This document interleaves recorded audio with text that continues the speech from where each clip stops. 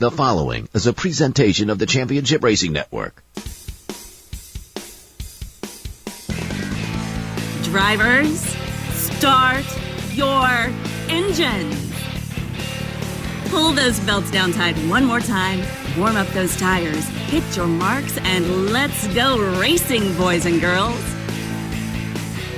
Nascar, Indycar, Formula One, Formula E, and NHRA Racing Talk. This is the Championship Racing Network.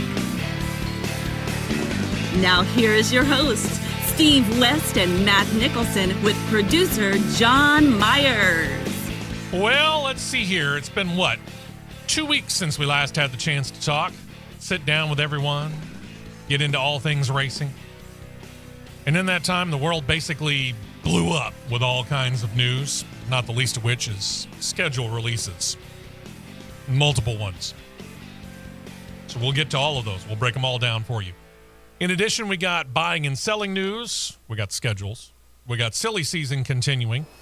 The FIA, they ever get to announcing who, if anyone, got approved to get a potential new Formula One team? We got schedules.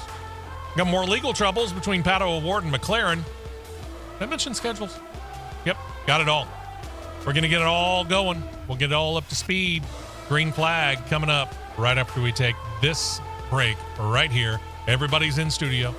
I'm Steve West. That's Matt Nicholson, producer John Myers. We'll get it rolling next. Stay right here for more on the Championship Racing Network.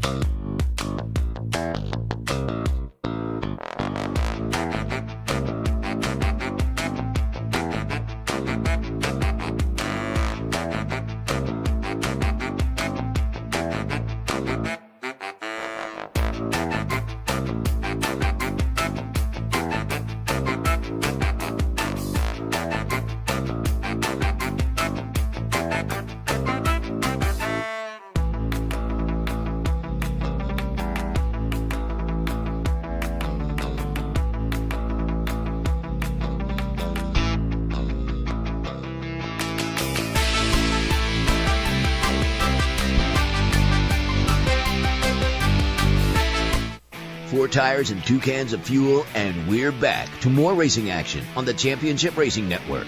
Yeah, let's get it started here. And since we were off last weekend, we're not going to go into both weekends of racing in any kind of detail over the past 2 weeks. We're just going to get you set up for this weekend, okay? We're going to start in the Craftsman Truck Series. We're after Talladega. Corey Heim leads the way. 4 drivers sitting on the hot seat. They are Grant Enfinger, Ben Rhodes, Ty Majeski, Zane Smith. Enfinger trails Nick Sanchez, who is the man on the bubble, by 3 points. Enfinger 3 under the cut line. Rhodes 5 under. Majeski's 19 under, and the hottest seat belongs to Zane Smith, 36 under. He's got to get a win. He's got no choice.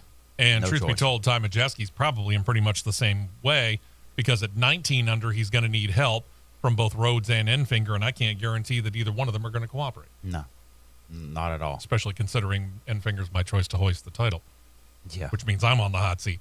To the Xfinity Series, 2 drivers locked into the finals. They're John Hunter Nemechek and Justin Allgaier.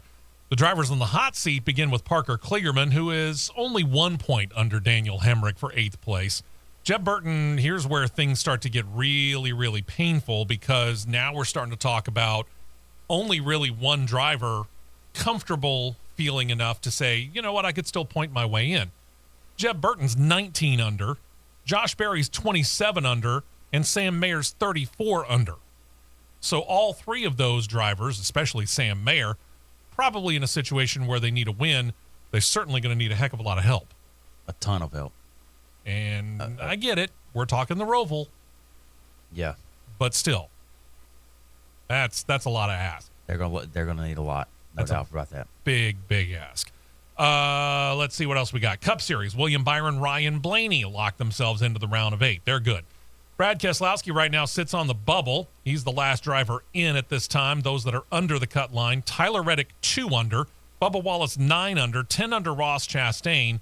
That's still pretty tight, truth be told. A lot of movement could happen because of the Roval there. But again, if you're Bubba or Ross Chastain, you're going to need a little bit of help here, because you also still got to, if you're Bubba, you got to jump over Tyler and Brad. If you're Ross, you got to jump over Bubba, Tyler, and Brad, and it gets more difficult. Kyle Busch is there. 36 under. Yeah, he's going to need a win. And truth be told, I can't discount that. He is a better road racer than most people give him credit for. Yeah. And he always seems to shine when his back's up against the wall, whether you like him or not. He does, but the way his luck has went this year, he's either hot or ice cold. Yep. There's no in between. Well, you know how much I like him. but I give him respect as a driver. He can drive. Exactly. Yeah, I have a hard time counting him out. Do I think he's behind a big-time 8-ball? No pun intended, considering that's his car number. Yeah, I think he's got a massive hurdle to overcome. Very. Let's see. Formula One standings here. Right. Max Verstappen's on top, of course. He's racked up 400 points. 177 points over his teammate Sergio Perez, who sits at 223. Lewis Hamilton's at 190. He's 3rd place, and he has less than half the total of the first-place driver. Okay.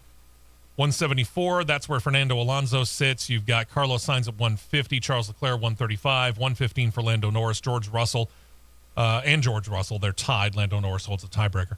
Oscar Piastri inside the top 10 with 57, 47 for Lance Stroll. How bad is it? We'll get back to that. In the Constructors' Cup standings, it's all over for the title, but in reality, that happened a while back. It was just made official after Japan. That's right. We still have Cutter, the entire Western Hemisphere run, and the Middle Eastern race. Is it 1 or 2 races in the year? 2, I believe. Okay, so we've got Coda. We got Cutter this weekend, foreshadowing. We got Coda, Mexico City, Brazil, Vegas, Abu Dhabi, and what am I missing? Yas Marina. I thought we already did that. Either way, we have at least 6 more races after this. At least. Maybe 7. He's going to double-check the schedule. Think about that. The title for the Constructors' Cup is wrapped. It's done. Okay. Red Bull tops the standings right now at 623 to Mercedes 305. 285 for Ferrari, 221 for Aston Martin, McLaren 172. 84 for Alpine. Williams has 12. Williams has 21. Haas F1 has 12. Pardon my lystexia. Alfa Romeo 10-5 for AlphaTauri with, again, I think 6 races remaining. This is one of, if not the earliest clinch for a constructor's title ever. Yeah. And to show you how bad it is, or if you're a Max Verstappen, how dominating he has been this year, Max Verstappen can clinch the driver's title this weekend in Qatar. And probably will. Counting this weekend, 6. Okay, Qatar, Coda, Yes. Mexico City, Yes. Brazil, Yes. Vegas, Abu Dhabi. That's it. Okay, got it. Thought that was right. I was trying to remember if there were 2. And I think he just tacked on a little bit more points to his total with a sprint shootout. Oh, that's right, too. This was a sprint weekend, wasn't it? Yep. They already finished the sprint? Yep. And he won it? Yep. I'm shocked. That gives him another 8 points, I think? I think so, yeah. Yeah. He only won it by 4/10, not 4 miles. Is that all? Who all placed in the points? Placing in the points, you had Max, George Russell, Oscar Piastri, Hamilton. Oscar's actually showing up here. Hamilton, Alonso, Leclerc, Gasly, Ocon, Bottas, Norris. All right, then. Again, we've had him penciled in for a long time. We've had Red Bull penciled in. Red Bull is now inked in as the title winner for 2023. We're about to ink in Max Verstappen. It's the way it is. As far as the NHRA, the standings start in Top Fuel. Doug Kalitta leading by 47 points over Leah Pruitt. Steve Torrance third, 51 back. A lot of movement here, considering you can get like 150 points, give or take, if you win the whole event. So, yeah, nothing set in stone here. Justin Ashley, 77 down. Antron Brown's in fifth. He sits 96 points back at the leader. Bob Tasca got a slim 6-point lead in Funny Car over Robert Height. Matt Hagan's only 13 back. Ron Capps 33 down. Then Chad Green in fifth. 152 behind and fading. It's basically a 4-car race here. But again, somebody could get hot. We'll find out. Erica Enders leading the way in Pro Stock Car. Where have we heard that before? Up 25 on Greg Anderson. 38 over Matt Hartford. Dallas Glenn 64 down. Aaron Stainfield 73 back. Pro Stock Motorcycle. I'll give you 3 guesses as to who's leading, and the first 2 don't count. No shock. 99-point advantage for Gage Herrera over Matt Smith in second. Hector Arana, 126 back. Eddie Krawick, 129 down. Chase Van Sant, 208 back in fifth. Somebody's going to have to figure something out real quick. Otherwise, Gage Herrera is going to be wrapping up this title quickly.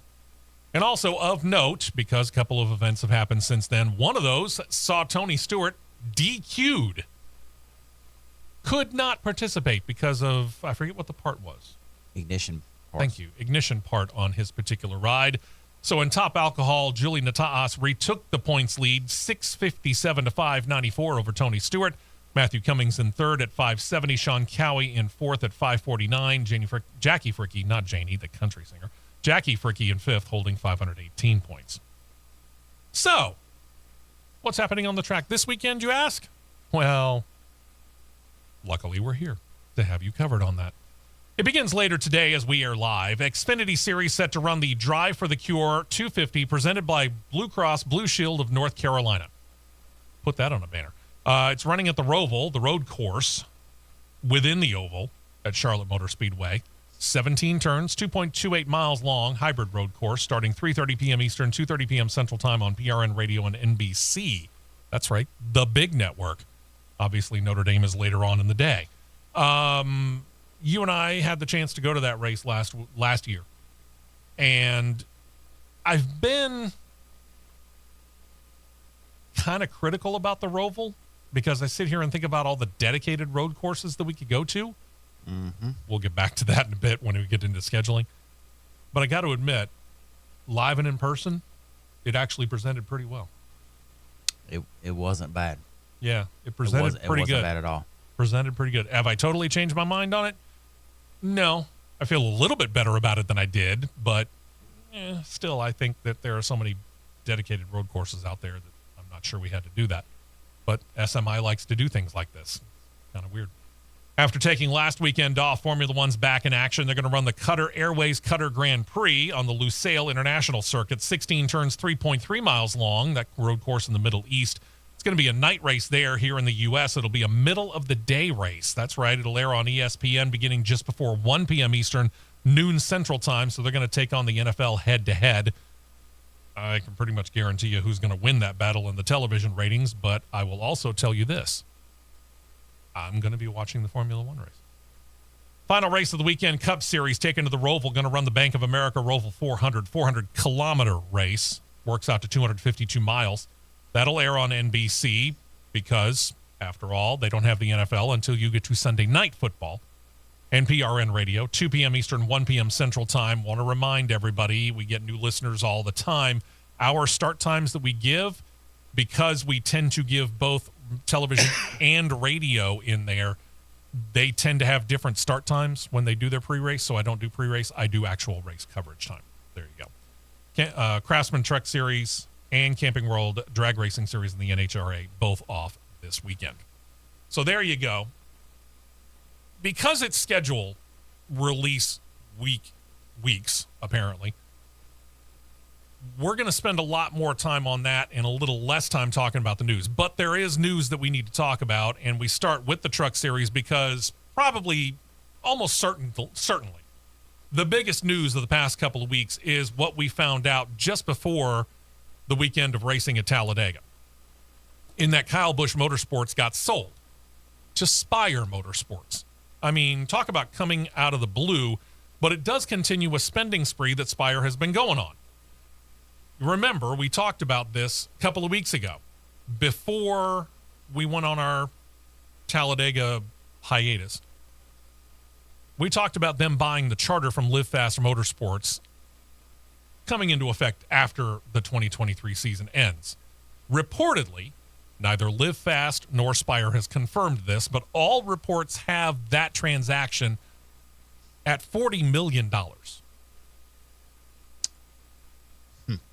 That's a charter. Think about that. Now you got them buying the KBM shop, the team, all of the equipment inside the shop, and the affiliated Rowdy manufacturing facility attached to it. All for a claimed but unconfirmed $25 million. That means Spire, with a little help, within the past 3 weeks, has thrown out $65 million for a charter and a Truck Series operation. You mean they had a little bit of global help? Could be. Kyle said of the sale, because think about this.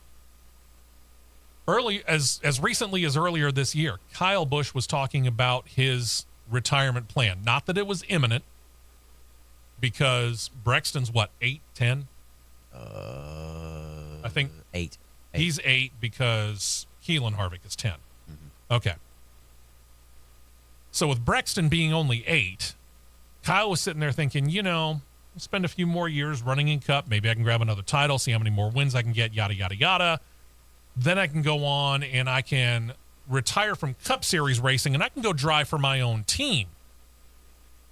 And what I'd really like to do is be able to drive for my own team alongside my son before I finally give up racing altogether and concentrate on my son's racing efforts. Mm-hmm. So how the heck did this happen? He said this, quote, "When we started the Truck Series team back in 2010, I never imagined we'd be able to win 100 races with 18 different drivers, and that one day I'd be racing in the Cup Series alongside so many drivers that I once mentored at KBM. It took countless hours by so many amazing people to make KBM the winningest truck team in Truck Series history." Think about that. They've only been around since 2010. "I will always appreciate everyone that walked through the doors and gave their all to make this such a successful organization." So again, why sell? What happened? He continued on to say, quote, "I'm at a different point in my life right now than I was back in 2010. My family's grown. My Cup Series team changed this year, and our son's racing schedule has become as demanding as my own. It'll be hard to walk away from the amazing facility that we've built. I'll miss walking the shop floor, talking with our employees, hosting our fan days in the lobby, and spending countless hours there, ensuring its success. However, I know at this point in my life and in my career that this is the correct decision." Here's the deal. Everything is available for the right price. And Spire apparently came up with the right price. That's really all I can say about it. You think Mrs. Kyle had anything to do with it? I think Mrs. Kyle might have had a say, but not as big as you think. I think the bigger one, and this is far and away unconfirmed. Keep that in mind. When Kyle started this back in 2010, he had just been with Joe Gibbs Racing for a couple of years with Toyota, who was fully on board with Kyle Busch coming in, fully backing him. Basically considered that the Joe Gibbs Racing Truck Series operation. When he flipped over to Chevrolet's like, hey, we got plenty of good racing teams. You're not that big of a priority for us. We get it. You've got a heritage of winning, but we just don't see you as that big of a priority. Right. I get the funny feeling he said, you know what? I'm not getting the backing that I once was. Why put up with it? That's Spire comes along, gives him a check for $25 million. Boom, I'm out. that's a legitimate point. But I've seen that building. I've been in that building. Yeah. That building alone is worth $25 million. Yeah. It's a world-class organization. So Yeah. there's more to it that we're going to dive into when we come back after this break. We'll talk about how this affects Spire, Cup, and Truck Series-wise. And we got scheduling to talk about. Stick around. Stay right here for more on the Championship Racing Network.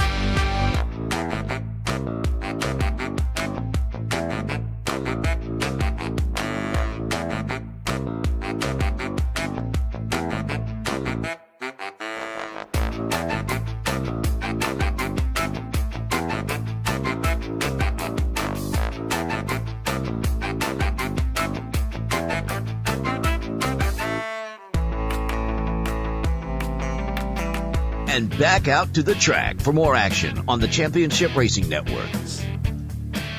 All right, so let's see if we can't dig into this a little bit. For Spire, here's what it does for them for 2024. It does make them a 3-car Cup Series operation. They're going to run the 7, they're going to run the 77, and we got the new yet unnumbered car that's going to use the Live Fast charter that'll have Zane Smith. That's that weird situation where Zane Smith is actually signed to drive as a driver for Trackhouse Racing, who'll be loaned over to Spire for said 3rd Cup Series car. As for the Truck Series, Fox Sports states they will keep it a 3-truck operation, but they made no other announcements. So we don't know the numbers. We don't know who the drivers will be. That should come soon. Now,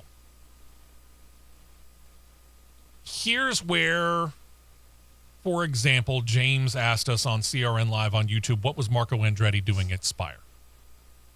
Remember, Marco Andretti ran a race in NASCAR earlier this year. Mid-Ohio. Who did he have as a sponsor? Group 1001. And Group 1001 is affiliated with? Gainbridge. Who is a sponsor of? Spire. And? Andretti. Ladies and gentlemen, where do you think the money's coming from? Here is your silent partner.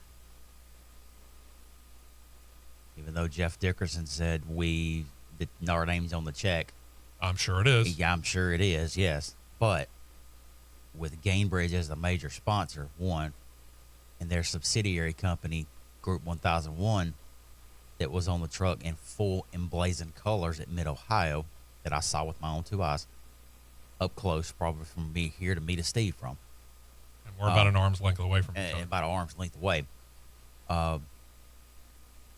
You cannot, in any way, shape, form, or fashion, tell me that they are not the silent partner with Spire, boosting Spire up and opening the door for Michael Andretti to say, "Hi, kids." Mm-hmm. Now, do we think here? We'll say this right up front. Do I think Spire's going to sell out? No. I think it'll become something along the lines of Spire Motorsports with Andretti Global. Truth be told, it will be one of those. When it does happen, it will be one of those situations of, like you used to hear, Chip Ganassi Racing with Felix Sabates. Yeah. Yep. I think so too. Yeah. Then after Talladega got a little bit of a dust-up between 3-time series champion Matt Crafton and 2023 Rookie of the Year Nick Sanchez. The two drivers got into each other on lap 93 of the race last Saturday. It triggered the big one in the Truck Series. Sanchez initiated the crash by getting into Crafton, admittedly. Crafton initially showed his anger by ending up parking his truck in the Sanchez pit stall, which was right next to his own, got out of the truck, and he and Sanchez, he first had some crosswords with some members of Sanchez's pit crew, still leaving his truck sitting in their pit stall, and then walked away. Sanchez picked it up from there in an interview, one which Crafton later declined, but we'll do Sanchez's side first. Sanchez said, quote, "I was walking back to the hauler. I got a tap on my back, got punched in the face. Cheap shot. But it is what it is, I guess. I'm all for fighting, but no cheap shots, and I got a cheap shot. Never really had a chance to get him back, but it is what it is. It's part of racing." Well, video did show Sanchez with a bloody nose. Crafton would wait until Sunday to explain his side, took to the former Twitter to talk about it. By the way, you can see how bloodied Nick Sanchez got with a picture on CRN Live on YouTube there, courtesy of Getty Images. He got hit pretty good right there. Mm-hmm. Here's what Crafton, again, who took some time before he didn't address the media. He left the track, went home, sat down on Sunday and worked up a series of, I'm still going to call them tweets. Sorry, Elon. Quote, "First, let's address the sucker punch," quote unquote. Before the camera started rolling, I approached Nick and said, "Hey," and when he turned around, I said, "What the blank?" In which he looked right at me and threatened me. That's when it all went to HE double hockey sticks. I had his attention, words were exchanged before anything physical took place, so I didn't sucker punch that guy. There may not be video, but there were plenty of eyewitnesses. Again, you can see those results there on CRN Live on YouTube if you want to take a look. I forget who is the driver that's holding him back, though. That's Corey Roper. Thank you, Corey Roper. Quote, says Crafton in another post, quote, "What people don't take into account is that he all but sucker punched me at 200 miles per hour. The way he pushed my truck gave me no ability to get out of the situation when he was told multiple times during the race the way that he was pushing people was going to cause a wreck, going to get people hurt. There's a consistent pattern of certain drivers having a lack of respect on the track, and it was time for someone to say something. Am I proud that it got physical? No. But last time I checked, everyone on that track is a grown adult. If a man looks at me and threatens me, I'm going to react, especially when my tempers are already flared from being wrecked on the track. I apologize to my team, my sponsors and partners, my family, and the NASCAR community for the negativity and taking attention away from a good day of racing at Talladega. Notice he didn't apologize to Nick Sanchez. I've got several takes on this. Sure. And here's my biggest take. And I'm going to go towards the last part of this. My tempers were flared after getting wrecked at an already contentious place like Talladega. I mean, I am constantly amazed by this. And it doesn't matter whether we're talking the 93 laps of a Craftsman Truck Series race or the 188 laps of a Cup Series race at Talladega. You get anywhere from, okay? I'm not saying this is how many trucks were in the race last Saturday. I'm not saying this is how many Cup Series cars were in the race last Sunday. But you get anywhere from, say, 34 to 40 entries on that track. All of them doing 190 to 200 miles per hour in a pack that's separated from first to last, however big that field is, by about 2 seconds. And how these guys do the vast majority of these laps without getting into a wreck constantly amazes me. We'll go back to last Sunday.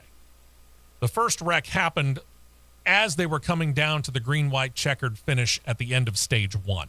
That means we went effectively 59 and a half laps before we had a wreck. And if you were watching stage 1 at Talladega, you know they were always too wide. And quite often during stage number 1, they were 3 wide. Mm-hmm. At almost 200 miles per hour, from first to last, separated by less than 2 seconds. That's why we consider these drivers to be at or near the top of their game when it comes to stock car racing. Right. Now you get to the end of the race where you know that white flag and or checkered flag are coming up, mm-hmm. and everybody's fighting for that last final inch of space, and Nick Sanchez is a rookie. So he overdrove it a little bit. And yeah, he got into Matt Crafton. He tried to stick somewhere where there wasn't enough room, in a place to where you don't try to stick it 3 wide on entry. Yeah. Better known as a triable. So emotions flare. Is that the best time for, and I'm going to put myself, because truth be told, he's the resident driver. So I'm going to put myself in Nick Sanchez's shoes, and I'll put him in Matt Crafton's shoes. And I get into Matt at the very end of the race.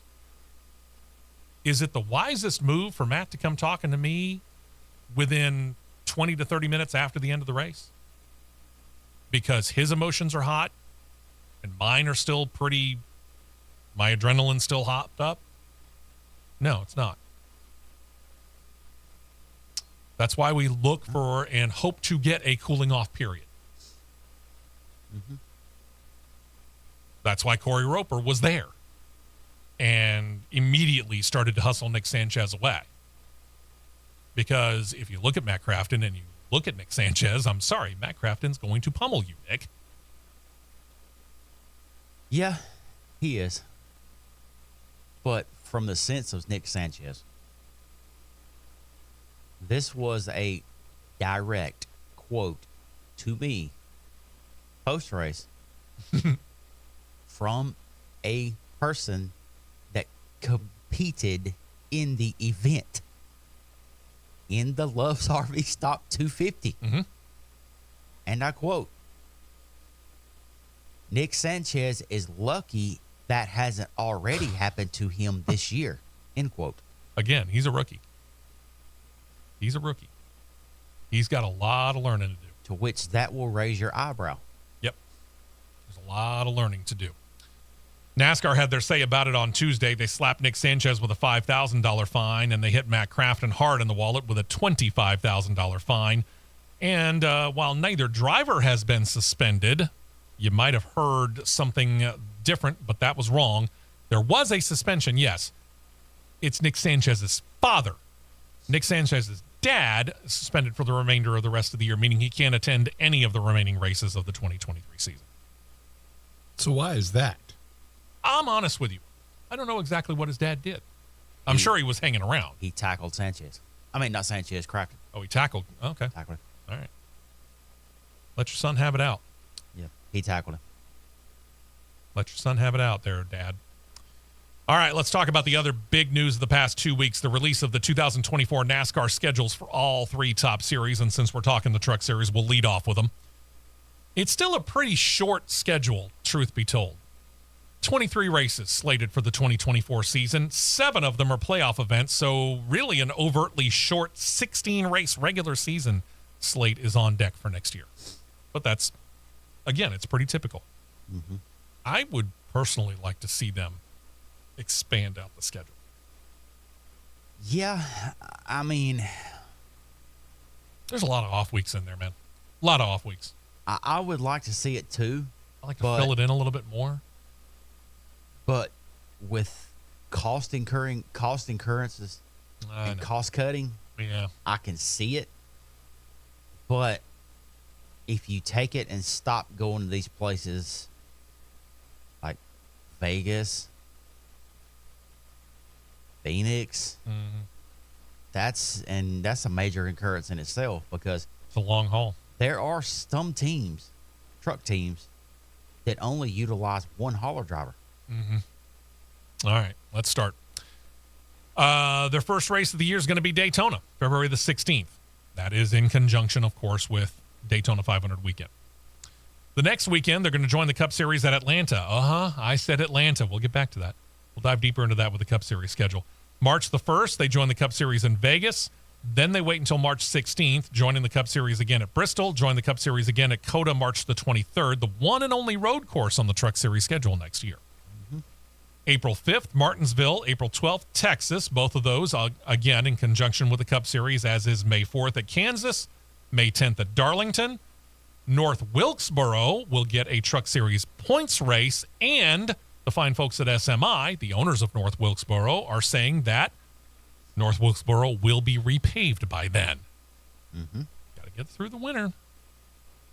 I guess they've already started, or they're going to have to start soon. I think they have, or they're going to start fairly quick. Yeah, I'm not exactly sure when their racing schedule wraps up. It's already wrapped up. Okay, because so really they've got now. You've got to you got to get the safer barriers out. You got to pull up the old, because that's what they've been talking about. We got to pull up the old. They're not just going to lay this asphalt over the old asphalt. The old asphalt's got to be pulled up. The base layer's got to be regraded and set to the specs of what it needs to be, and then they'll start relaying. And then hope to do it all before any kind of snows happen in the mountains of North Carolina. Yeah. But it will be repaved, they say. All right. May 18th. And that's when North Wilkesboro will happen. They'll be in Charlotte May 24th. June 1st, Worldwide Tech Raceway at Gateway. Nashville, the next stop on June the 28th. July 12th will be at Pocono. Lucas Oil Raceway Park on July 19th. And then NASCAR has decided to do what Indycar is doing. Work with NBC and take a break for the Olympics. That'll have bigger effects on the Cup Series schedule than it does on the Truck Series schedule. Let's see here. It's also interesting to note, this is NASCAR working with NBC. Because if you remember, the Craftsman Truck Series television rights belong to Fox Sports for the entire year. But they said, okay, we'll work with you. To me, that's counter-programming. You're on two different networks. To me, it's counter-programming for Fox Sports. You've got the ability to skyrocket and put your Truck Series on the national pedestal. Exactly. I mean, we're talking about July and August. We're talking, yeah, I get it. We've got Major League Baseball in action. But hockey's done, basketball's done, and football hasn't really started. Preseason, yeah, okay, big deal. This is a chance for you to put the Truck Series on center stage. So I give NASCAR some credit by working with their TV partners to try and help them. But at the same time, are you cutting off your nose to spite your face? Mm-hmm. You had a great opportunity here with the Truck Series. I think you whiffed it. And I read, too, and seen released that the reason Mid-Ohio didn't come back on the schedule because Mid-Ohio is doing a total repave. Okay. And revamp, to which I can see and understand. Yeah. Because, and that hopefully that means they're coming back soon. Because after the pave is done, they have got the Moto America Superbike Challenge up there. Ah, okay. So that could lead to something bigger. All right. Then you get to, once they come back, final race of the regular season. 10 drivers will compete for the title. That'll be all decided August the 10th at Richmond. Cool. First race of the playoffs, August 25th, Milwaukee Mile. So Not they bad. go back. Not bad. That's really the one race I do believe that the Truck Series steps away from any Cup affiliated race. That is their only standalone. Okay. So again, with all of the affiliated races, you could have added more to the schedule. Just saying. Bristol Motor Speedway on September the 19th, Kansas on September the 27th, October the 4th, Talladega Superspeedway is when the round of 8 begins. October 4th next year is a Friday. We got a 3-day, foreshadowing. We got a 3-day fall weekend coming to Talladega next year. Why? Why are we taking a 250-mile race, starting it at 4 p.m., when darkness starts to fall at approximately 6:15 in solid form in the fall? Yeah. I will bet the farm that race will not complete the scheduled distance. And here's the other side of it as we go back to last weekend. We had qualifying for the Truck Series start at 8:30 in the morning. Got in the race at noon. Cup Series qualifying 30 minutes after the Truck Series race ended, give or take. That tells me that we could do truck qualifying and Xfinity Series. There's your foreshadowing. Qualifying on Friday, and maybe even give them each one practice session. It's been done before.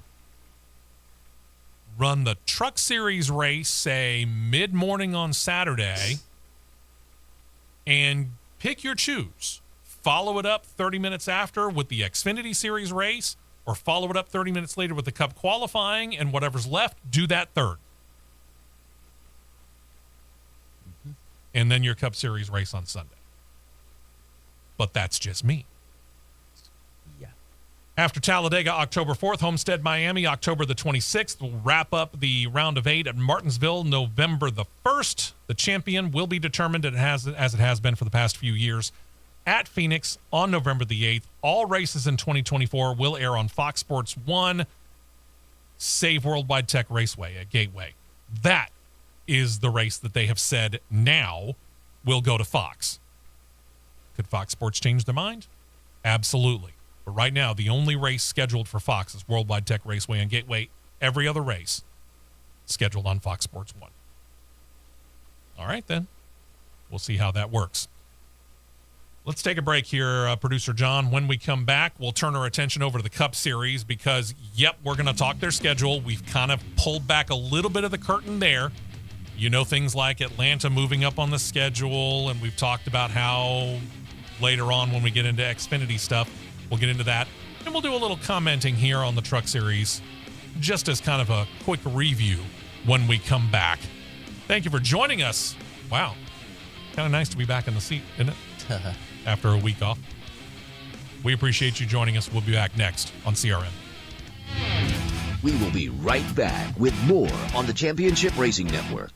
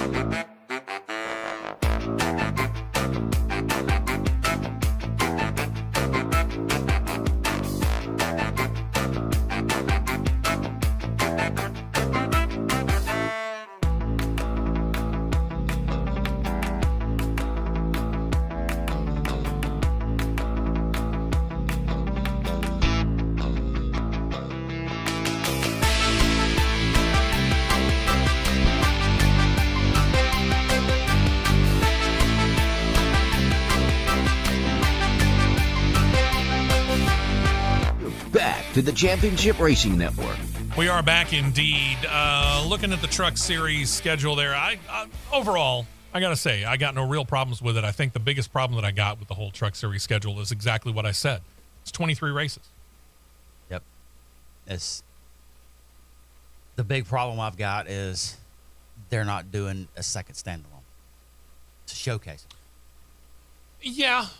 I mean, we've seen them do, 2, sometimes 3 standalone races throughout the course of the year. They've only got the one next year.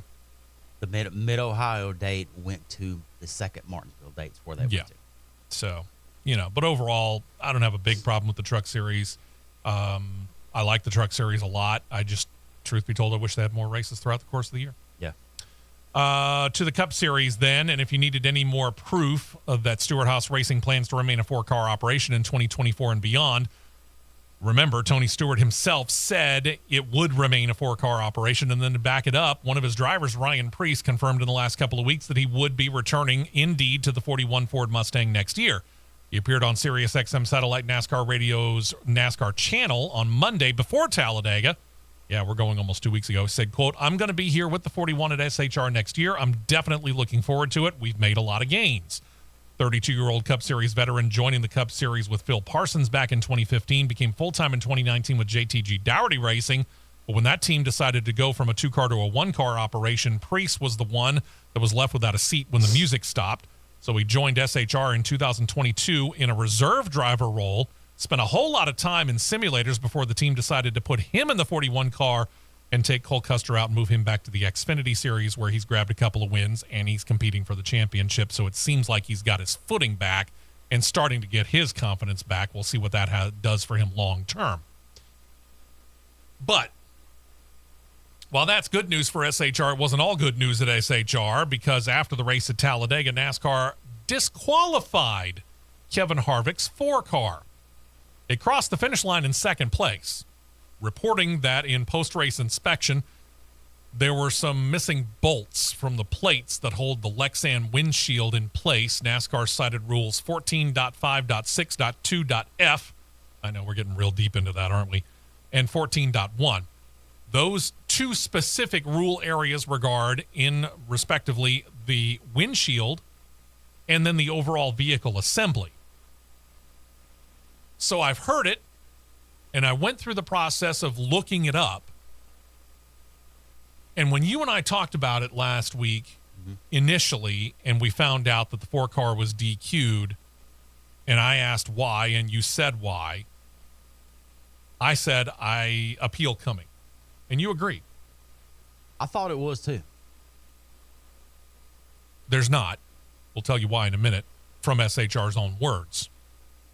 But I think another reason why is, number one, Tony Stewart went on record 2 years ago, I think it was, and basically said appeals aren't worth the paper they're written on, because as a general rule, the teams don't have a chance.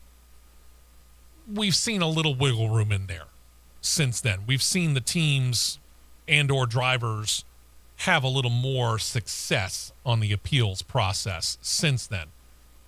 But when reading the rule in black and white, states specifically, all bolts holding the windshield in place must remain in place throughout the race. And that's it. It does not seem to allow for any possibility of them coming loose for any reason throughout the course of the race. And that led Stewart-Haas Racing Chief Competition Director Greg Zipadelli to release a statement on Monday about the disqualification. You can follow along with it on CRN Live on YouTube, courtesy of SHR themselves, because we have their particular look at this particular statement, where it reads this, quote, "At the completion of the race, not all of our windshield fasteners were secure, as we had bolts that hold the windshield in place back out over the course of the 500 miles.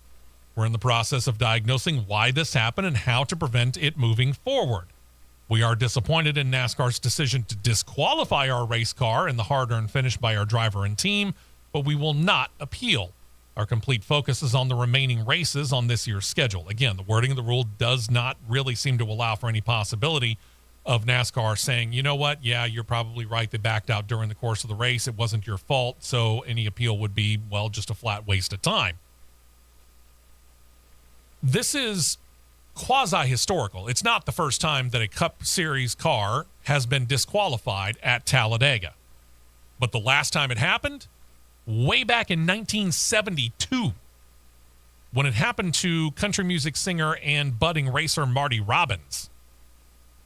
We haven't had a car disqualified in any Cup Series race since last year at Martinsville when Brad Keselowski lost a fourth-place result at the final race in the round of 8. Kevin Harvick, instead of a second-place finish, officially credited with a 38th place finish. You're the driver. You've worked on, wrenched on, built cars. Mm-hmm. You understand what it is he's talking about, or they are talking about, when it comes to the bolts holding the plates that hold the Lexan windshield in place. Mm-hmm. Apparently not all of them, because NASCAR's way of wording it, SHR's way of wording it, basically tells me some fell out, some were still in. As you started reading about this, Bob Pockers just shared on his Twitter. This morning at Charlotte, Brad Moran, the Cup Series director, showed photos of the windshield of Kevin Harvick's car from Talladega, where 7 windshield fasteners were missing after the race. And there are, what, 10-ish? No, way No? more. More? Okay. Way more. I just threw out a number. Yeah, there's... I was just thinking across the top, because I kept hearing it was across the top. It was across the top. Okay. He used an A-frame and the bolts to show how they are attached. And there's Okay. a video that's got audio on there. Okay. So you could probably find out more by checking out Bob Pockers on Twitter if you have that. I'm Yeah. sorry, on X. There was 7 missing. Okay, I see right here, James on CRN Live was asking about using Loctite. You can't use Loctite on Lexan No, doesn't work. because there's chemicals that are in Loctite that will cause Lexan to shatter around where the bolt holes are. And you don't want that to happen running at that rate of speed. Yeah. Apparently, from what we've been hearing, all the teams put the bolts in, tighten them up, and then put a silicone over. Put a silicone. You use Rodney Childers stated they use RTP black silicone because the way the silicone ratings go, how from weakest to strongest, you got RTV blue, RTV red, RTV black, and RTV gray. Mm-hmm. Gray is your strongest. Okay. They use RTV black. Put a dab on the threads, run it down in there to where it'll lock the threads. Sometimes that does not work. And Larry Mack got to talking about this week as well. Obviously, former crew chief turned commentator on Fox Sports. He noted that this particular car that the SHR team brought for Kevin Harvick at Talladega was the 6th time that car's been used this year. They take out the windshield every single time. Anybody who unbolts or unscrews something after screwing it in the first time realizes you've got a hole that remains, and then you screw it in a second time and you take it out. What happens? Loosens things up a little bit. You do it a third time, loosens a little more. Weakens the threads and whatever the bolt's attaching to. Now they've done it 6 times. Mm-hmm.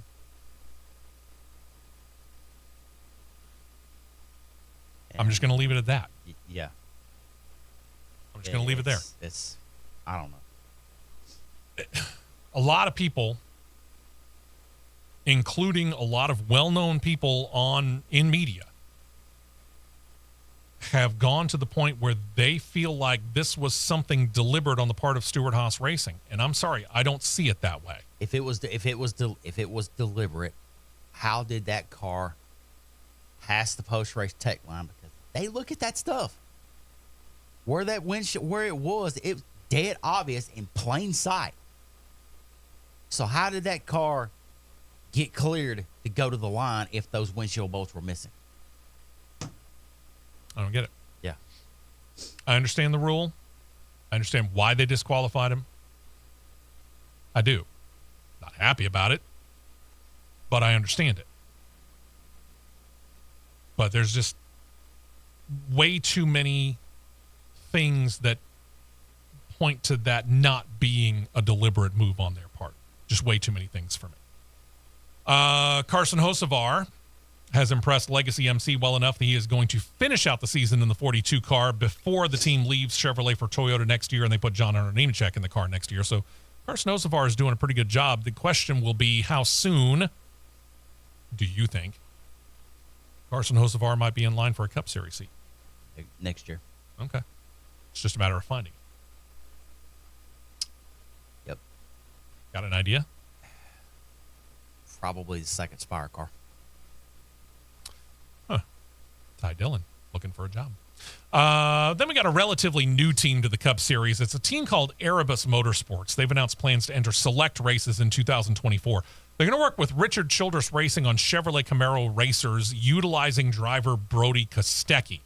Now, based on previous photos, like the one that you're going to see on CRN Live on YouTube, courtesy of Auto Auction, they have used the number 99 as they have raced. That is, it looks a lot like a Cup Series car. I get it. That car right there, that's an Australian Supercars car. That's how similar their cars are to what the Cup Series Camaros look like. Yeah. Because, as we all know, the number 99, well, that belongs to Trackhouse. I don't think they're giving it up anytime too soon.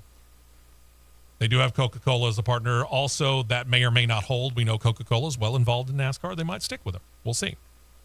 Kostecki kind of came to the attention of NASCAR and to Richard Childress Racing earlier this year when he raced for RCR at the Indy Road Course, drove the 33 car with Mobile X as his primary sponsor. By the way, the picture that you saw there, again, representative of the Australian Supercar Series. He did race in the United States in 2013 to 2014 for his own team in the old K&N Pro Series East before he went down under, where he has run 92 races, 6 wins, 7 poles. We didn't really hear much from him at the Indy Road Course. But Erebus Racing working with Richard Childress Racing, that's a nice little setup right there. Not too bad. Not too bad. I think they'll be okay. We'll see what happens. All right, so let's talk Cup Series schedule, shall we? Busch Light Clash kicks off the year as it always does, and because of the way that the whole scheduling thing with the Super Bowl works out, we bracket it between the Busch Light Clash the week before the Super Bowl. Daytona 500 comes the week after the Super Bowl. That means that the Busch Light Clash will happen on February the 4th at the LA Coliseum.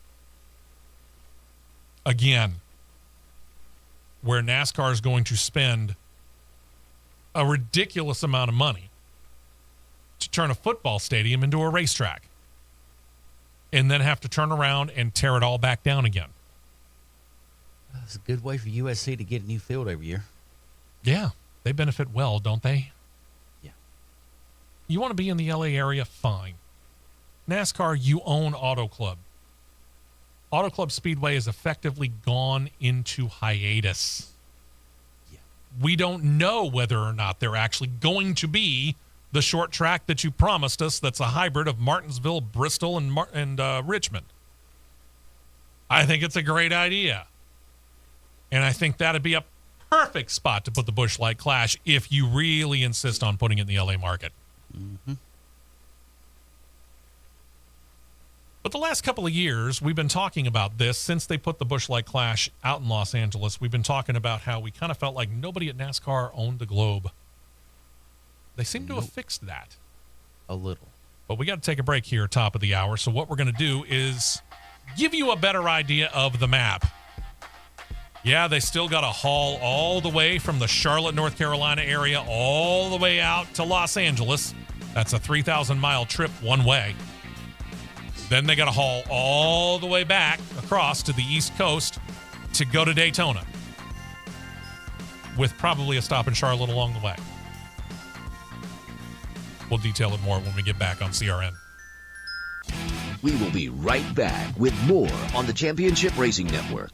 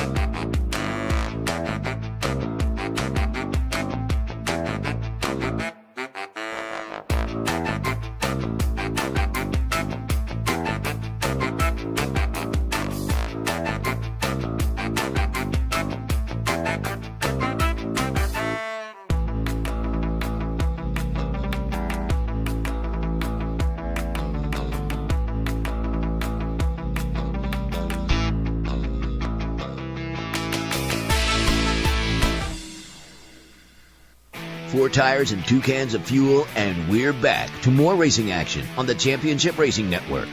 All right, so here we go. LA Mausoleum Coliseum hosting Busch Light Clash to open up the 2024 Cup Series schedule February the 4th. Then we take the week off for the Super Bowl, and then the real racing begins. The points racing, or the setup for the points racing, I guess. The duels, February the 15th, Thursday evening before the Daytona 500 on February the 18th. Then you get Atlanta moving back up to race number 2 on the slate. That means a couple of different things, number one. It's going to be pretty cold. It's going to be pretty cold, number one. Number two, remember, Atlanta is considered super speedway and runs by the super speedway rules that dominate Daytona and Talladega. So now we have back-to-back super speedway rule races, February the 18th and February the 25th. And again, at Atlanta, and we've been here in the past with Atlanta very, very early on the schedule, and we generally see cold and or precipitation. I say precipitation because it's Atlanta, but we have seen snow in Atlanta on race day. I have been to Atlanta when it has snowed. Okay? So this will be interesting. So to do that and then head out west. Vegas, Phoenix, March 3rd, March 10th, respectively. Then we come back east, run Bristol, not throwing all the dirt on it. They're going to leave it concrete. Thank you. That happens March 17th before they head to Dakota on March 24th. Yeah. All right. Daytona, Atlanta, then you go Vegas and Phoenix. Then you haul all the way back to Bristol before going to Dakota? Couldn't you have done Vegas, Phoenix, Coda, Bristol? Yeah, have a hauler meet you in Austin, do a car swap there. Let your hauler driver stay there. Again, buy a Globe. Oh, but it gets better in April. I know. Yeah, we're going to get into it more. So Coda, March 24th. Back east to Richmond, March the 31st. April the 7th at Martinsville. 2 races, same state, 1 week apart. Which is not terrible. But now I'm just going to say this, though.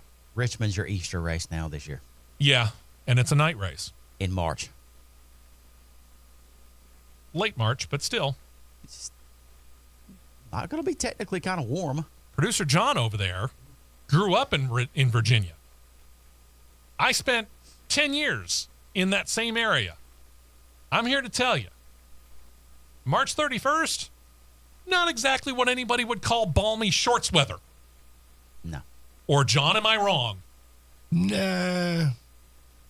Couple pairs of sweatpants, a parka. Yeah. Blanket. Okay. All right. But, hey, I get it. All right. That's what you want to do. And part of this has to do with everything kind of being shuffled around, again, because of the Olympics coverage on NBC. We'll get back to that. By the way, back to the Globe thing. After Martinsville, April the 7th, April the 14th, they go to Texas Motor Speedway. And then April the 21st, come to Talladega.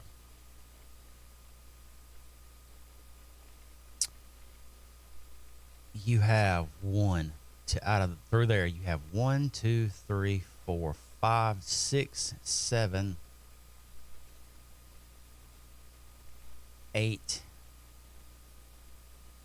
You're only putting 10 races on the main network overall in the Fox broadcast. We'll get back to that. Yeah. Dover on April the 28th after Talladega. May 5th, they go to Kansas. May 12th, will be at Darlington. Okay. That should be throwback weekend, right? Or should it? We'll see.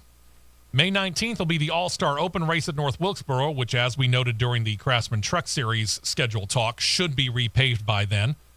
Then you bring up the Coca-Cola 600 at Charlotte, May 26th. Worldwide Tech Raceway at Gateway on June the 2nd. All the way out to the West Coast, June 9th Sonoma. All right. The Cup Series will actually get to debut at Iowa Speedway. First ever time for the Cup Series at Iowa, June 16th. And Iowa's already talking about doing kind of like what they've been doing with IndyCar the last couple of years, pre-race and post-race concerts with well-recognizable names. Which will not be a bad thing. But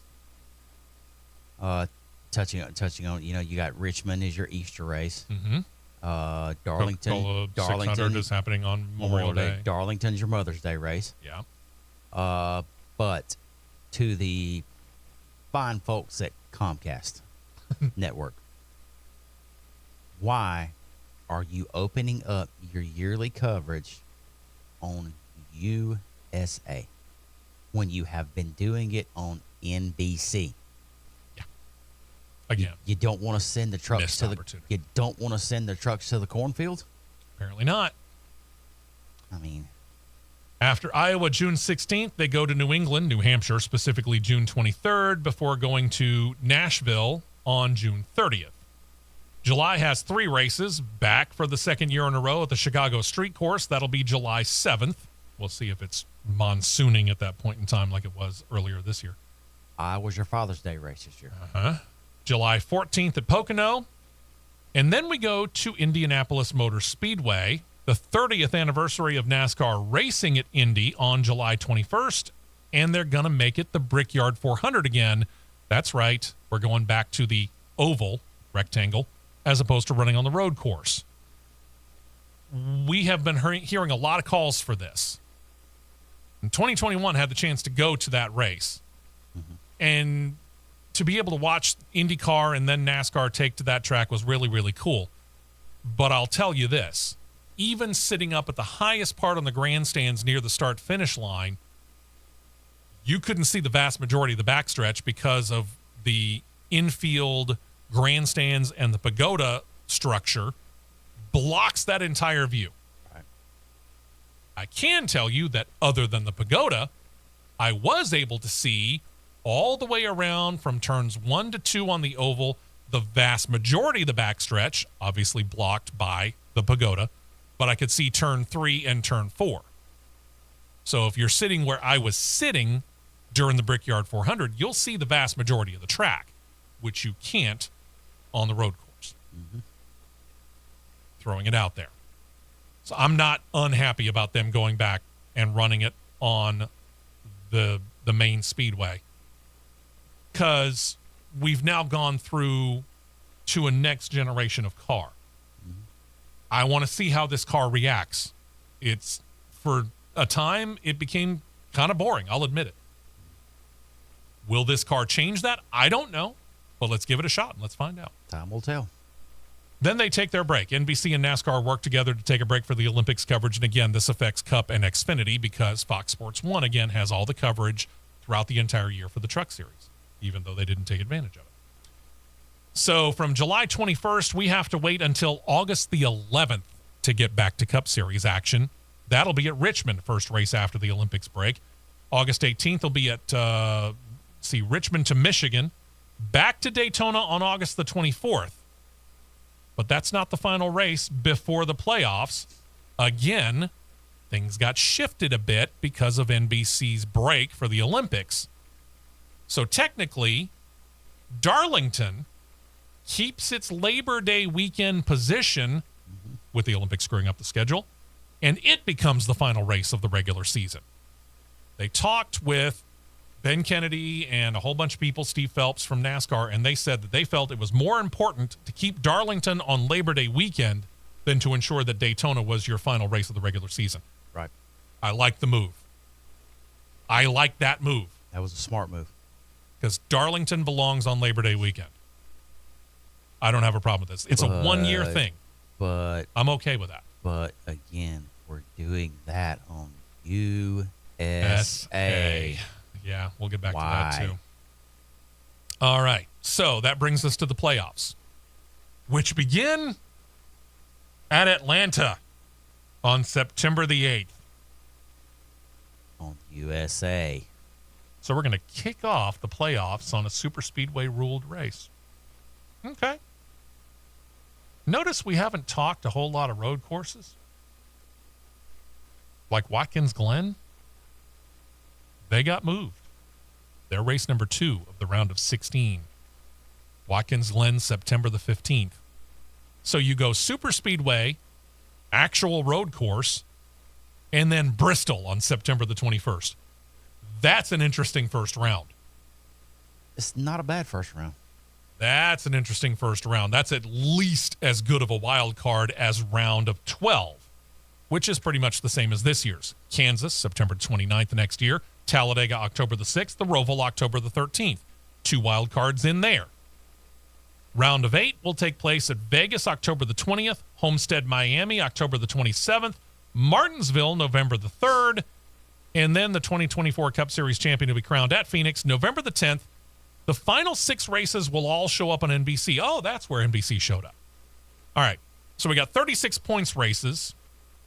You got 2 cash grabs, Busch Light Clash and the All-Star Open, and then the dual races. Mm-hmm.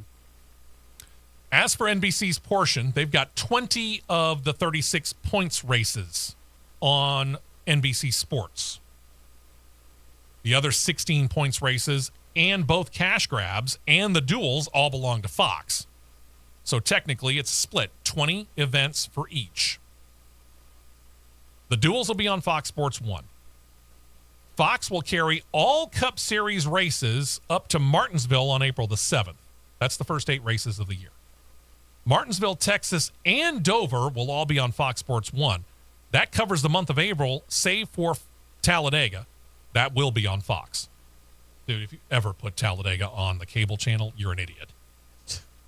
You should lose your spot as the sports and/or vice president of programming for whatever network you're in charge of if you ever put Talladega on the cable channel. Yeah. So, good move, Fox. All the May races, save for the Coca-Cola 600, will also be on Fox Sports 1. In June, Fox Sports 1 has Worldwide Tech Raceway at Gateway, and then Fox gets Sonoma. So Fox has 10 races, Fox Sports 1, the duels, and the other 8 races. NBC overloaded, as you noted, the cable channel USA to begin with, whereas the final 6 races will all be on NBC. In other words, NBC is going to show Nashville, Chicago, the Brickyard, and Daytona. Otherwise, everything up to the playoff cutoff or the regular season cutoff will be on USA. Mm-hmm. Only Nashville, Chicago, the Brickyard, and Daytona until you get to the playoffs, which, oh, by the way, the first playoff races all go on USA as well. Which is... nuts. I wish I really knew who was in charge of programming at these places, because you screwed it up. Very. As noted, Fox has an even split of 10 races on Fox and Fox Sports 1. For NBC Sports, USA gets 10 races, NBC gets 10 races, so another even split. As noted, no dirt race on the 2024 schedule for any of NASCAR's top 3 divisions. Bristol will race both races on concrete. We're back to the oval in Indianapolis. Both races at Richmond will be under the lights or go into being under the lights. What else sticks out to you here? Anything? Outside of Richmond going back to both night races, really nothing major. Okay. I'm interested to see what Iowa's going to result in.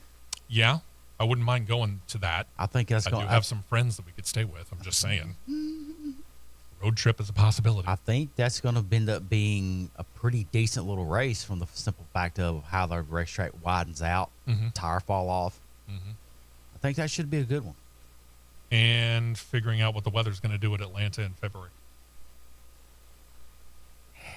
Flip the light switch on is all I got to say.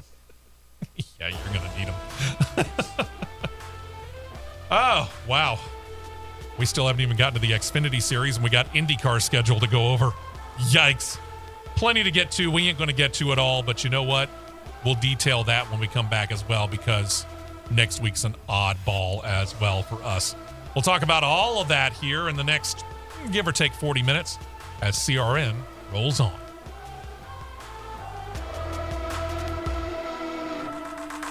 Don't touch that dial. The Championship Racing Network will be right back.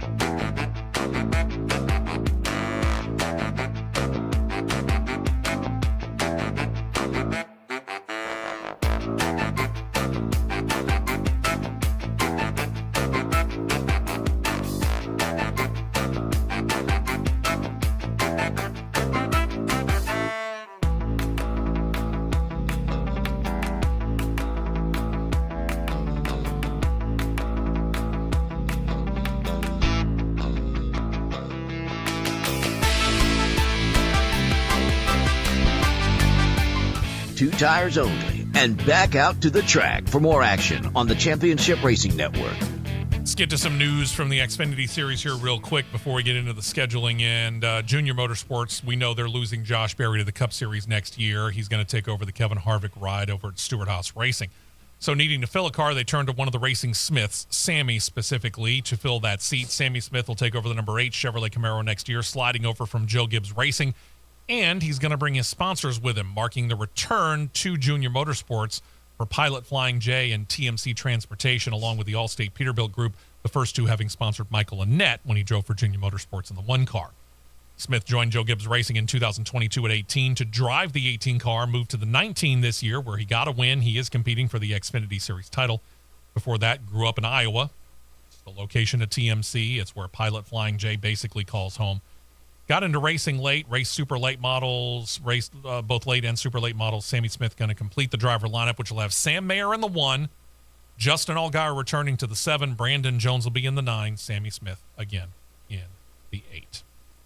Speaking of movement in the Xfinity Series, we've been wondering about this for a while, and it has happened. Driver moving up from the Truck Series to the Xfinity Series will be Ford development driver Haley Deegan. We'll talk about the merits yet in a minute. First of all, she's getting a chance to go full-time in the number 15 Ford Mustang next year for AM Racing. Okay. 22 years old now, Deegan will have full sponsorship from Airbox and Viva Tequila Seltzer, a multi-year deal with the operation. You can see both of those cars here as producer John will put them up there so you can kind of get a better idea of what they're going to look like next year. She's been racing full-time in the Truck Series for a couple of years now. She's got no wins. She's got no playoff appearances, only 5 top 5 finishes, but she does have one of the largest social media followings in all of the top levels of NASCAR, and she is the 2-time defending most popular driver of the Craftsman Truck Series. But I'll ask the question. No. I'll answer it before you ask it. No. I was going to ask it in a different way, but yeah, I mean, to do the Jeopardy sort of thing, he says no. The question would be, what has she done to deserve any of this? Or does she deserve this move? And I can play devil's advocate here, okay? And I can hope beyond all hope that Hailie Deegan doesn't end up in over her head. But I honestly feel like she is a little in over her head. Now, how can I play devil's advocate? Do you have to win a race to be able to move up and be successful at the next level? No. Witness Tony Stewart. Tony Stewart didn't win one single race in what we now call the Xfinity Series race before he jumped into the number 20 for Joe Gibbs Racing. And in 1999, all he did was win 3 races, setting a new Cup Series record for the time for winning races in a rookie year, and claim the Rookie of the Year title. So no, it's not a necessity that you have to win at the level you're at before you get promoted to the next level. I get that. But when I look at the results, I'm having a hard time seeing it. That's number 1. Here's number 2. It's AM Racing. What has AM Racing done over the last couple of years that would make us think that this is going to help her fortunes? Nothing. Okay. Just checking. This is now effectively SHR2. I could see that. And this is for development, wishing big things upon Hailie Deegan. 1. 2, when Ford lost Zane Smith to Chevrolet. That was a big loss. When Ford lost Zane Smith to Chevrolet. Big loss. Who does that leave in your pipeline? Basically, Hailie Deegan. It leaves you Hailie Deegan. It leaves you one more. Frankie freaking Muniz. Frankie Muniz. Who has done admirably in the ARCA Menard series. If he hasn't had this streak of bad luck with mechanical failures or somebody taking him out, I think he gives Love a run for the title. Love winning all the races, yeah. It was his, but I think he's nipping his heels a little bit closer. Remember, earlier on this year, as we were kind of paying a little bit closer attention to the ARCA series than what we have been, there was a time when Frankie Muniz was actually the points leader in the ARCA Menard series. He's acquitted himself nicely. But again, kind of like Hailie Deegan, I want to see more before I start throwing you into the trucks or Xfinity, and certainly long before I throw you into a Cup Series car. Get ready, because I write it on the side of the wall. He will be going to Thor Sport next year. He's on his way. He's on his way to Thor Sport. Yep. Now. Because now they got a seat open. Now, granted, or maybe have 2 open. You don't know. Well, that's true, too. But, granted, some people's driving styles adapt better based on what the horsepower level is that they're working with. Sure. Give you an example. From driving dirt cars, if I was to get in a car with a crate engine in it, let's just say whether it be an aluminum head or a steel-headed crate engine, I can't hit my rear end walking through a wet paper sack in a rainstorm.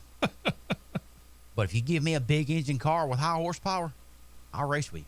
There you go. Fits me better. We'll see. Time will tell.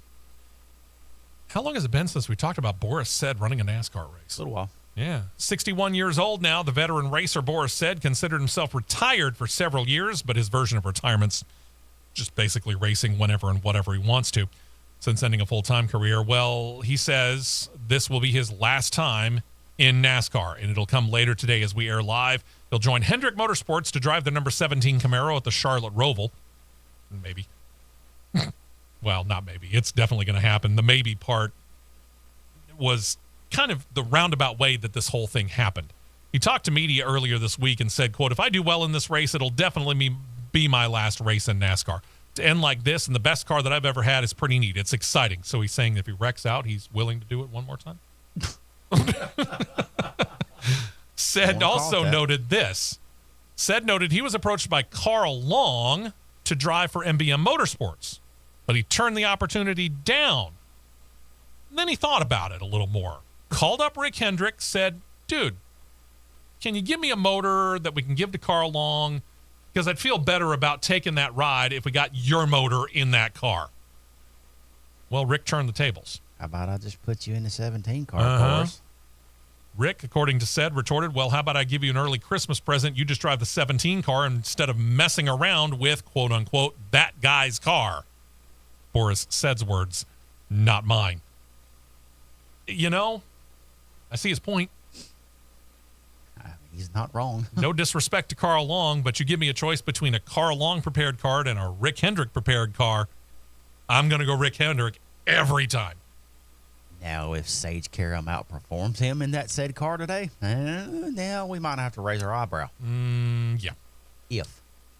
Well, that brings us to what else is going to happen. Brian Newman's last time running in the Xfinity Series race was 11 years ago. He's going to give it one more shot, joining MBM Motorsports to drive their number 66 at Homestead Miami Speedway with GenerX Generators as his sponsor. Newman's got 7 series wins, including the 2005 one being at Homestead. So we'll see whether or not that works out for him. We'll see.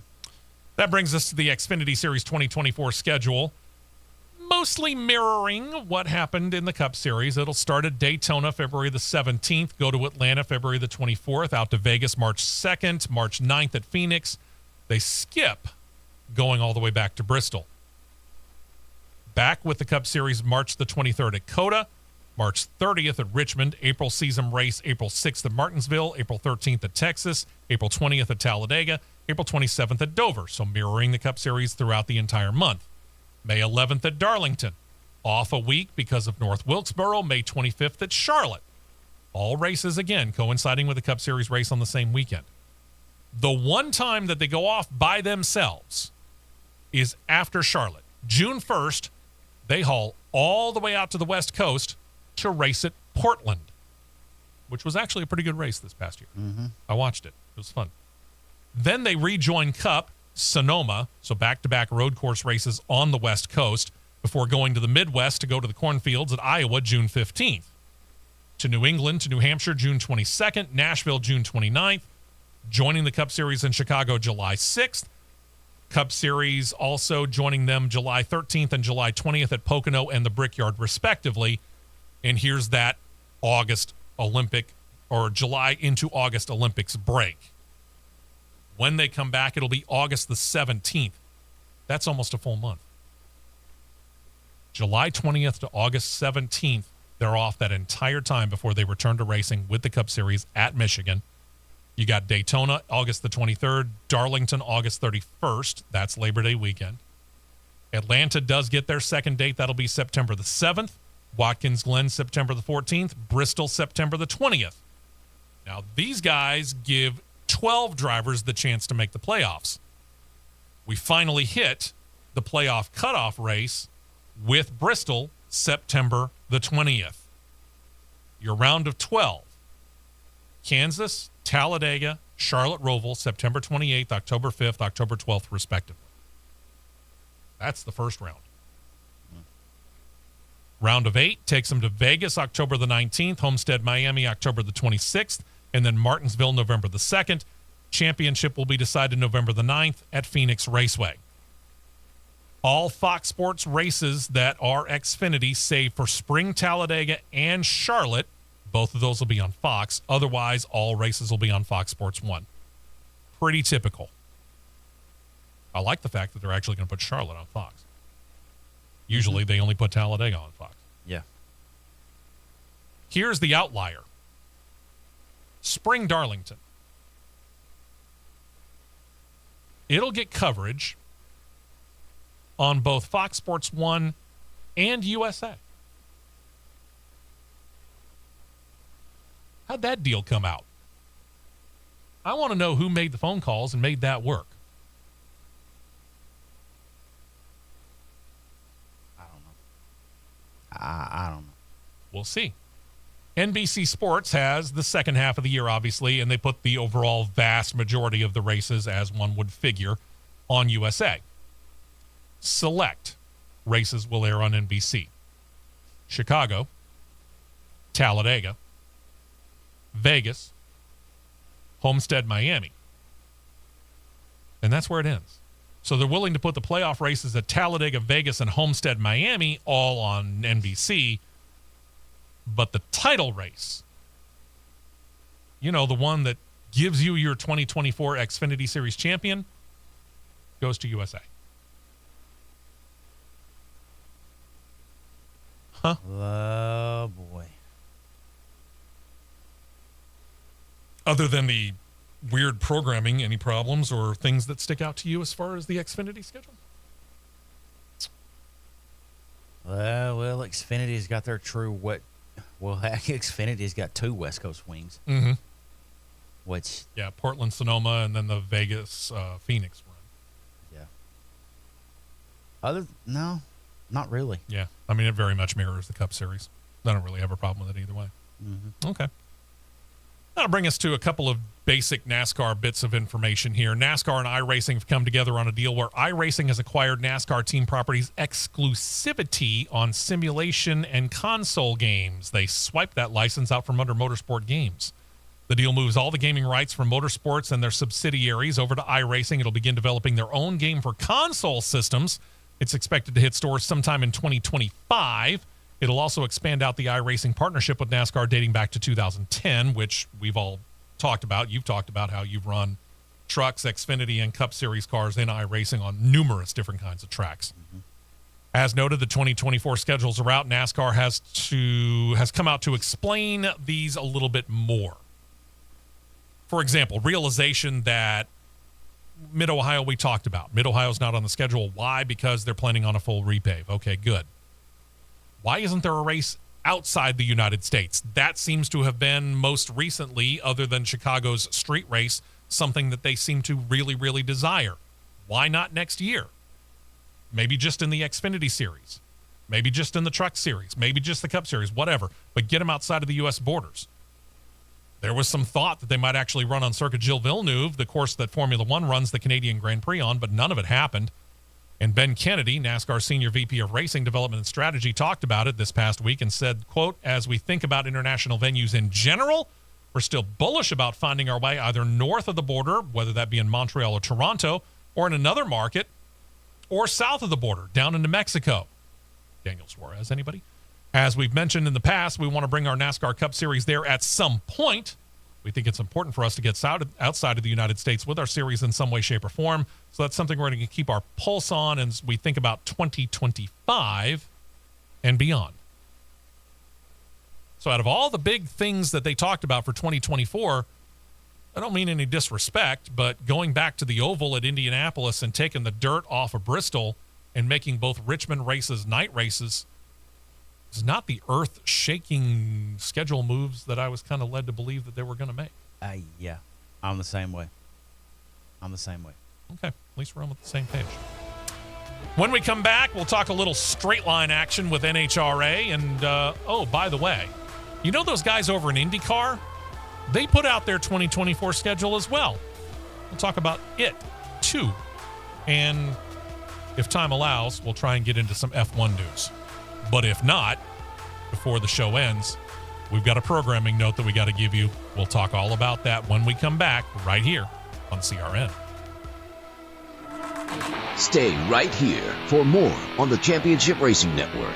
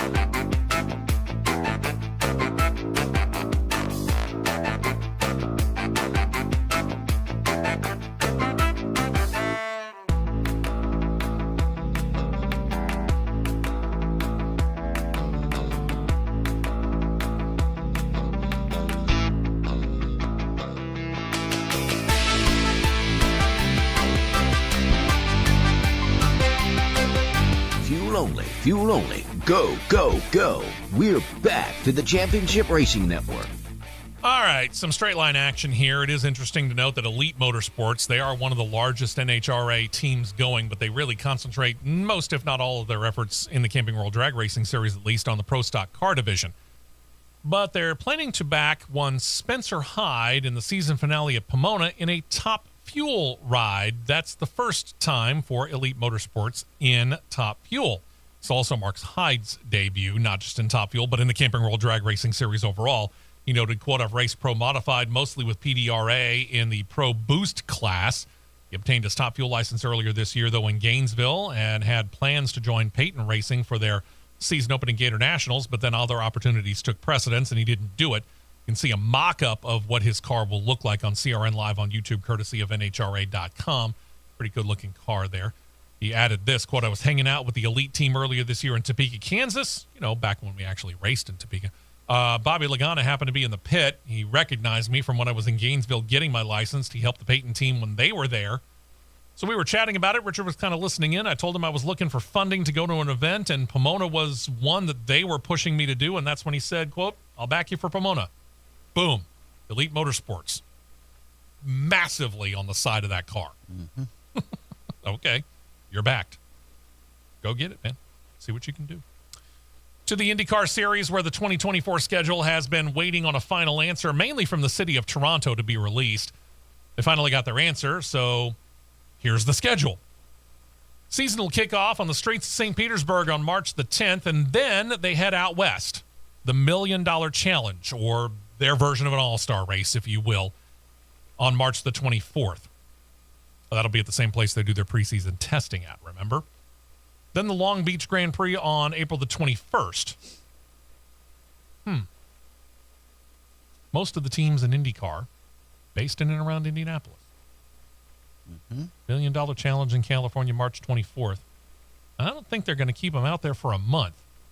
So that means just north of LA, March 24th, back to Indianapolis, back out to the LA area, April the 21st. April the 28th, in our backyard, April the 28th, will be at Barber Motorsports Park. Okay. By the way, another reference, and for reminder purposes, Talladega is the week before Barber Motorsports Park. So Talladega will take on, effectively, the Long Beach Grand Prix head-to-head. That's number one. And number two, we've got Alabama Speed Weeks back. Which is very, very stout. We're very happy with that. I want to touch something real quick. I see that Go for it. Mark said on CRN Live. No Road America. Yes. Yeah, that does stand out. You're true. Mark, You're right about that. Unfortunately, that Road America date went to Talladega. Yeah, it did. Let's see. May is traditional all Indianapolis, and it will be next year as well. May the 11th, Indianapolis Road Course, Indy 500 qualifying on May the 18th and 19th, Indy 500 on Memorial Day weekend, specifically May the 26th. June 2nd, they go to the streets of Detroit. That's familiar. Oh, the track that NASCAR ain't going to next year, Road America, IndyCar will be there on June 9th. WeatherTech Raceway, Laguna Seca, June 23rd. Huh? They usually are the season ender. Remember, Olympics coverage shoves it up into the middle of the year. All right. Mid-Ohio Sports Car Course, another track NASCAR's left off the 2024 schedule. That comes July 7th. Iowa Speedway will host their doubleheader weekend July 13th and 14th. Then Toronto, Toronto, they did get the approval, July 21st. Then you got your Olympics break.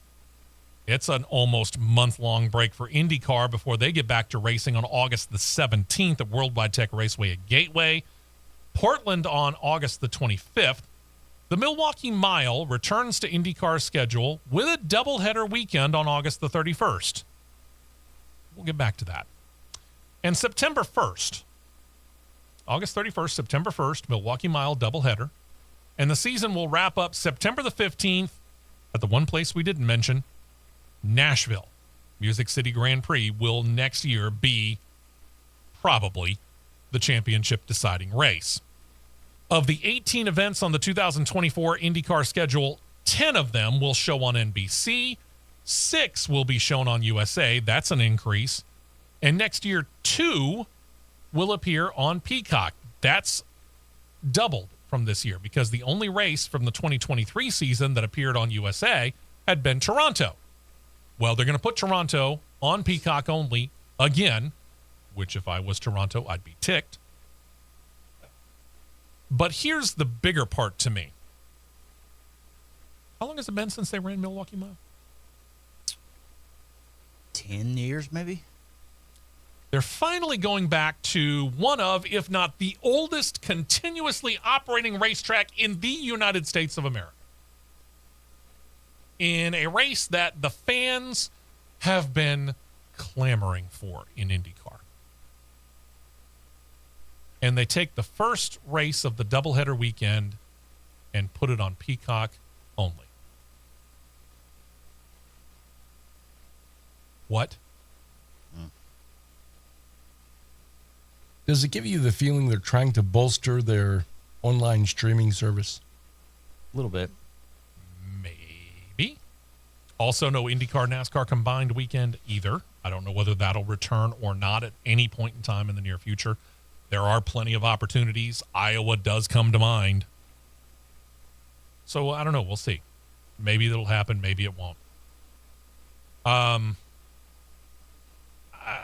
Other than the way that it's televised, I don't really have a problem with the IndyCar schedule. No. I think for the most part they did a pretty good job for what they were dealing with NBC and the Olympics and everything. I think they did a pretty solid job. Yeah, they did. I don't like the way that they're televising it. Truth be told. Andretti Global have announced they've signed driver Kyle Kirkwood to a multi-year extension. He joined for the 2022 season, won 2 races in the number 27, sponsored by AutoNation. Kirkwood said of his signing, quote, "I'm thrilled to be able to continue with Andretti Global for years to come." How many, we don't really know. We have built something special within the team this year, and I'm excited to see what we can do next year. He'll be teaming up with Colton Herta and Marcus Ericsson, which means Romain Grosjean ain't coming back to Andretti Global in 2024, and he's not happy about it. He talked to media this year, said he's pursuing arbitration against Andretti Global because of that. He's run IndyCar for 3 seasons since he left Formula One after 2020. Posted on social media, he honestly believed he would be back with the team, but then they brought in Marcus Ericsson, and they're said to be dropping from a 4-car full-time operation to the 3 cars that we just talked about. Andretti hasn't commented about the situation. Grosjean is now looking for a ride, hoping that something materializes. Dale Coyne Racing, anybody? McLaren, meanwhile, has decided they're going to go ahead and go to court too. And they filed a lawsuit against 2-time and defending IndyCar champion Alex Palou, reportedly seeking to recoup their costs in relation to monies that they say they lost when Palou backed out of his contract with the organization. Palou, who's now 26, has told media before the 2023 IndyCar season that there was, quote, "no outstanding obligation under any contract or agreement that would keep him from joining McLaren for 2024. And then things changed. Like he got a championship caliber car at Chip Ganassi Racing. So midway through the season, Palou suddenly backed out of the deal with McLaren and said, "I'm going to stick with Chip Ganassi Racing," proceeded to claim the 2023 series title, backing up the one from 2021, and signed a long-term extension to his deal. His deal with McLaren, initially signed in 2022, had prompted legal action between Palou and Chip Ganassi Racing and a little bit with McLaren, but it resulted in that deal where it was going to bridge him, drive for Ganassi in 2023, then join McLaren in IndyCar in 2024, where he would be their primary reserve driver, and if something happened, maybe go full-time in Formula One. But Palou said, yeah, no thanks. Reversed course, informed McLaren he would remain at Ganassi, again, reportedly signed a 3-year contract extension. He hasn't really commented on it since then, but he said as the season was ending that he hadn't had any talks with McLaren. He hadn't had any talks with McLaren CEO Zach Brown since he said he would remain at Ganassi. There's going to be a big amount of money involved in this. A lot of money is about to exchange hands, boys and girls. More than likely. Good luck. On a lighter note for Arrow McLaren, they do report they have entered into a strategic partnership with Uncos Hollinger Racing beginning with the 2024 season. At first, It's going to be related mostly to race strategy and sponsorship assistance, but both sides states that it could become more involved over the course of time. In other words, basically kind of helping provide them with engines, and chassis, and setup, and that sort of stuff. Okay. Be interesting to see how this helps out Uncos Hollinger over the course of time. And then to Formula One. The news that we have really kind of been waiting for finally became officially, and it has, with the FIA officially announcing their approval list for the prospective new teams. That list comprises of one operation. Not really a surprise. It's the Andretti Cadillac entry. The FIA reported that of all the entries, only the Cadillac Andretti Cadillac, I'm going to get that right, entry fulfilled all the criteria that was placed on all the prospective applicants, but that's only the first hurdle. Now said prospective team, Andretti Cadillac, needs to overcome what is much likely a much bigger hurdle. That's getting approval from the F1 head honchos and the Formula One teams, who have been rather vocal about not wanting to split the revenue pie any more than it already is, 10 ways. In other words, we don't want it split in 11th. We want to keep our little piece of the pie, not grow it. Formula One released a statement on Monday of this week in response to the FIA decree. They said only, quote, "We note the FIA's conclusions in relation to the first and second phases of their process. We'll now conduct our own assessment of the merits of the remaining application." Formula One CEO Stefano Domenicali has consistently said that any new team would need to present how they would bring a clear added value to Formula One. I think we've covered that, haven't we? Yeah. Should we do it again? Probably need to one more time. Set that over on the shelf for a moment. Assuming that they can open their eyes and see that it clearly would, then Formula One has a big decision to make. Now, Formula One management can and likely will take the opinions of the 10 teams under advisement. But it should be noted that the 10 teams actually don't have any legitimate say in whether or not an 11th team would get an approval. In other words, it's entirely up to Liberty Media, Formula One management. But they can take into account whoever's opinion they want to. And the 10 teams are, of course, a big part of that. How do the 10 teams feel? Well, we don't know all 10. We know some, though. Lawrence Stroll, you know, the Canadian billionaire businessman who owns the Aston Martin team and bought the controlling interest in the Aston Martin organization so that he could marry the two together. He says he doesn't want an 11th team. Flat out. Williams' organization echoed those sentiments, stating that they don't really want an 11th team on the grid, no matter who the team might be. Doesn't matter who the owner is, they said. As for one of the drivers, Sir Lewis Hamilton, he says he does like the idea of expansion to more teams, but he clarified that his approval of expansion doesn't necessarily mean that he approves of the Andretti Cadillac entry. But here's the deal. Everybody, from the FIA to Formula One, and really all of the owners within Formula One, like the idea of General Motors coming in as a potential engine supplier. Now, that would benefit Williams, obviously, because they're a Mercedes customer right now, but they don't have an agreement signed for any engine package beyond 2025 when the current engine package rules come to an end. Ferrari chimed in. Team principal Fred Vasseur said he just doesn't know what the Andretti Cadillac entry would bring to the series, that it doesn't already exist with the 10 teams currently competing. Not all the teams have chimed in, but for the most part, it does appear that the opinion does seem to be largely against it. Christian Horner of Red Bull stated that he's against the idea of an 11th team, but he said he would welcome Andretti Cadillac's purchase of an existing team. We'll get back to that in a moment, too. Like Stroll, Horner thinks that Formula One has turned the corner on their strength and doesn't need an 11th team to continue to build up their base and their audience overall.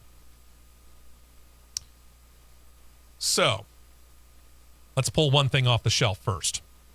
With the Andretti Cadillac entry being the only FIA-approved option for the new team, some of those rejected inquired about purchasing an existing team.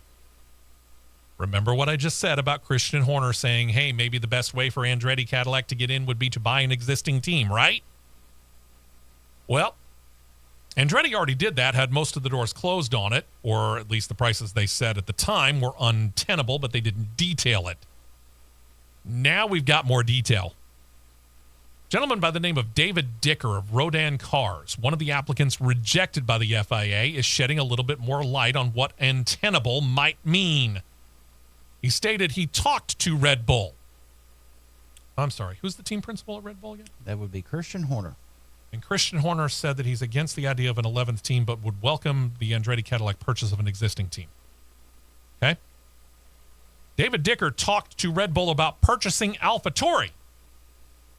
And when he talked to Racer.com, said, quote, well, I do have some talks about buying AlphaTauri, but the price is commercially unviable as far as I could understand it.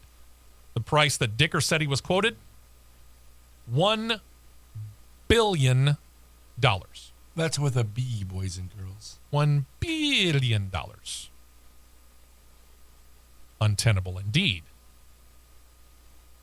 Assuming, of course, that they're willing to sell. Andretti talked to Red Bull. Andretti talked to Haas.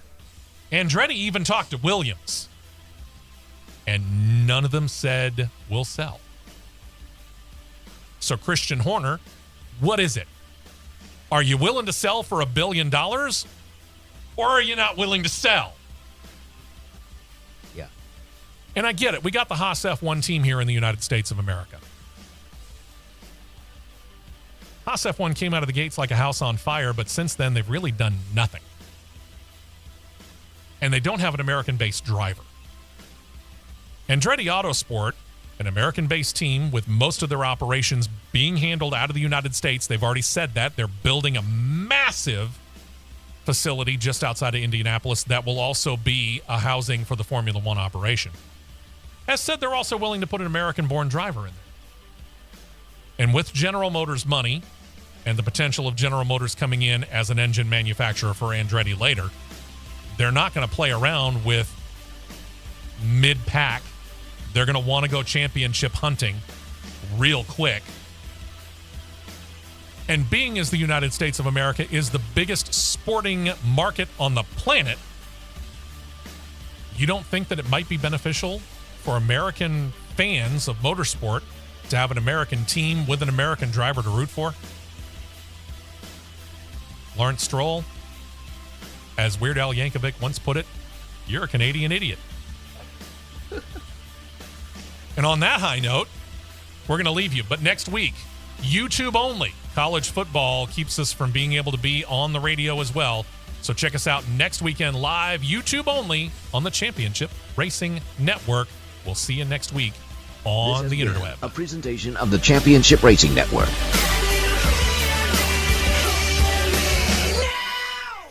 WDNG.